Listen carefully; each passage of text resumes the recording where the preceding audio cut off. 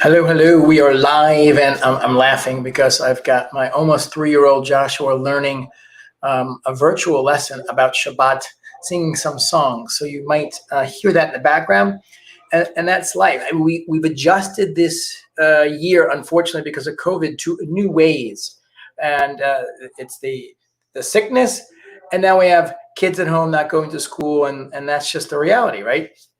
And what I realized yesterday, after I saw a friend's email, is that I am Geo Insensitive, which is kind of shocking to me because I actually know what it is, Geo Insensitivity. Now, I made it up, but having lived through September 11th, I lost a lot of friends. I think I went to like 12 funerals. It was a changing point in my entire life.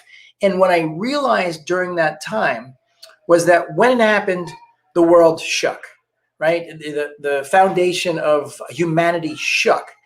And it, for the first 24 hours, 48 hours, for the first week. And then what happens is, and it's natural, over time, there becomes insensitivity to where that geolocation is still dealing with.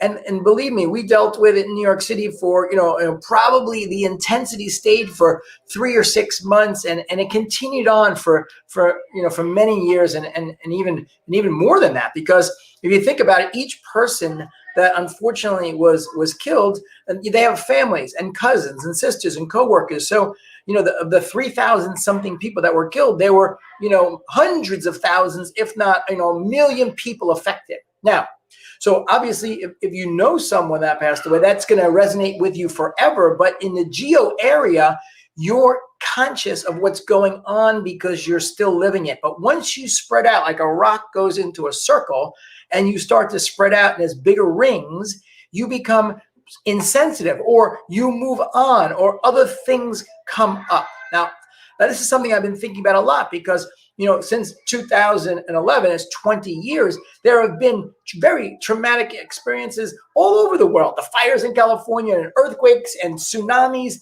and just crazy stuff happening. And what I try to do is take a pause and just connect with those people there because, I have an unfair advantage, if you call it an advantage, because I experienced September 11th. It's the worst.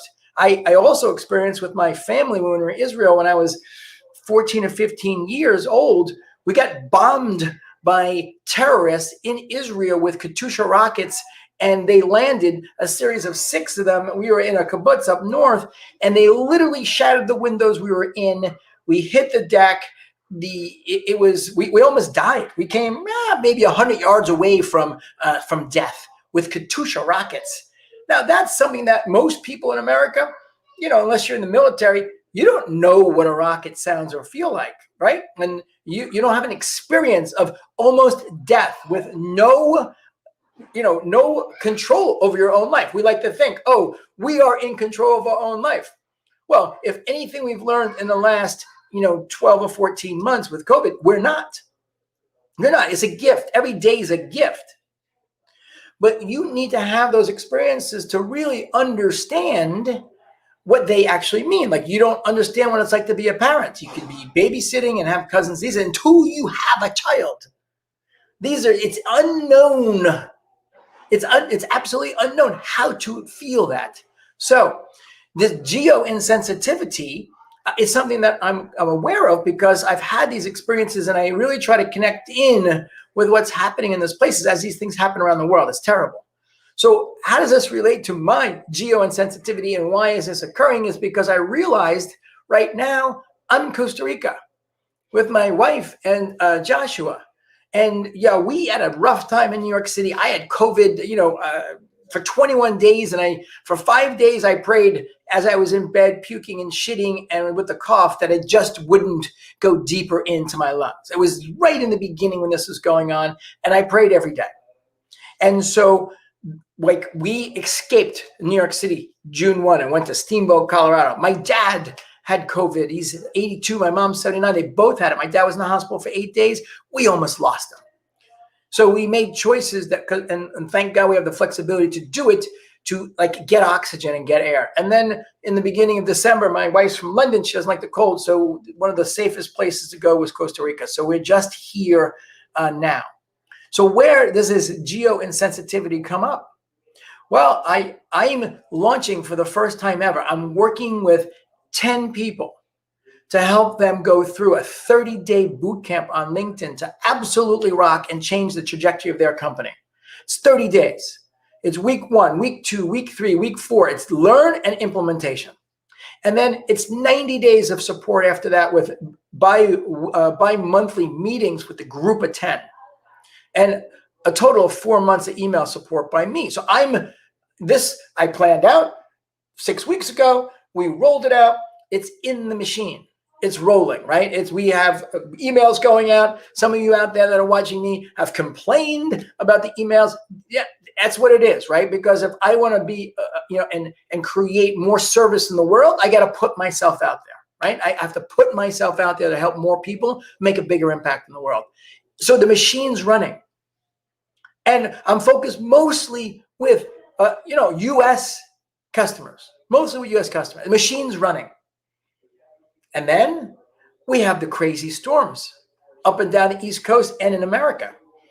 And the geo insensitivity is the machine's running. I have a countdown timer. This thing's launching on Monday, but I have no connection to a machine running to what people are experiencing.